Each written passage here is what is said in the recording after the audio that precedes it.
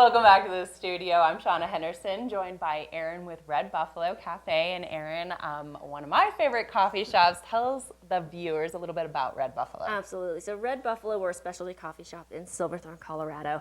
And we really try to adhere to our three pillars that make us who we are. And that is our community involvement, our commitment to excellence in specialty coffee, and our environmental stewardship programs. I think those three things are going to make a wonderful business to come into. You're going to have a good community feel. You're going to know we're going to be doing good things for the community. We're following great guidelines on brewing and extracting coffee from the Specialty Coffee Association, that our baristas are trained by the Baristas Guild of America, and that we're doing great things to limit our carbon footprint and our environmental footprint.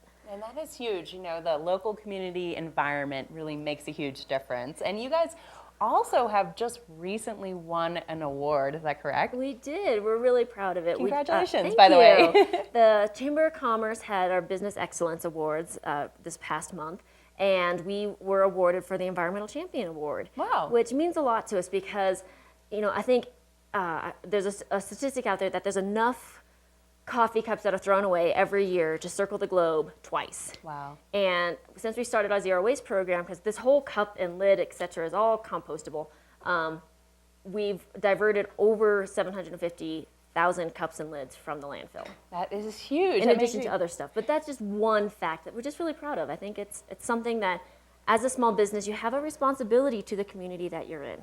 And to make sure you're stewards of the earth, because we're, that is huge. It is. Really well, coffee comes from the earth. If we want to have coffee around, we have to treat the earth that it's growing in well. Right, and that makes a huge difference. And so what have we brought here today? When our Earth Choice, making a difference, just as a reminder. Yes. Yeah. It's I brought you one of our chais. We use Third Street as our chai company. They're down in Boulder.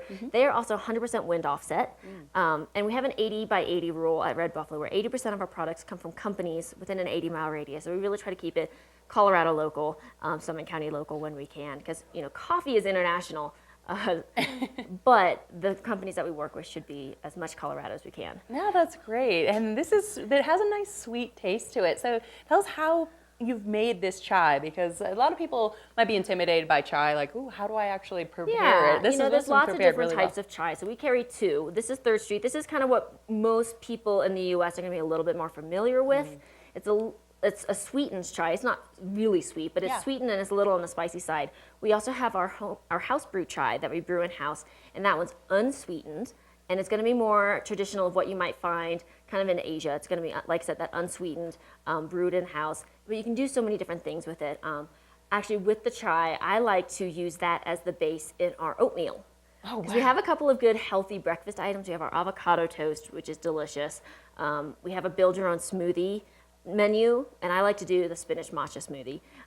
But having chai in the oatmeal just has this kind of fun, spicy kick to it. And you would never think that, and it really has this very unique flavor, and I just, love chai, and we forget about it sometimes. We're like, we do. Oh, what a great alternative. I think people are like, well, if I don't drink coffee, I should drink tea, but they kind of skip over chai in the middle and go towards the tea. And we carry only loose leaf tea at Red Buffalo, which makes such a difference. Yes. Why does that make such a difference? I like to equate it to, Keystone Light versus a microbrew. Okay. You have tea bag versus loose leaf tea, but it's going to breathe a lot more. It's going to have a lot more body and a lot more flavor to it. What's in a tea bag is really like the dusting that falls off of loose leaf tea after it's been processed. Interesting. And even if you put loose leaf in a bag, it doesn't breathe like a wine. You know how you want to kind of decant a really good wine? Right, because you bring out those flavors. Exactly, and that's what you do with loose leaf when you brew it in an infusing basket, is you really give it a chance to get all of its flavors out. Our jasmine tea,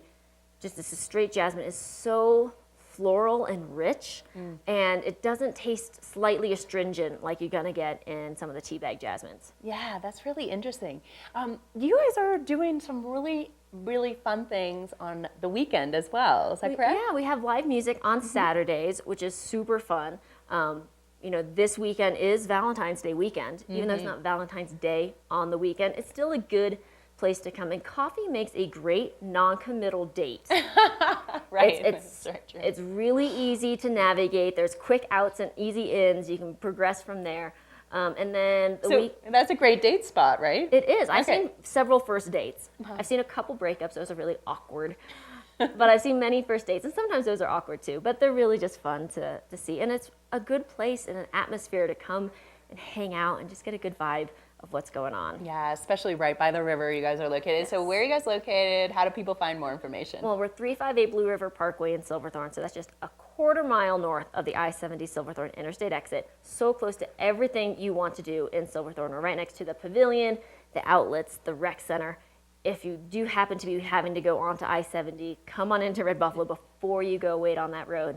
So just everything you want, that's right in Silverthorne. No, that's wonderful. Well, thank you, Erin, so much Thanks for joining me. having I me. always learn something new. This is an absolutely amazing chai. Thank you for bringing Of this course, with me. my pleasure. And we'll see you again next Monday. Yeah.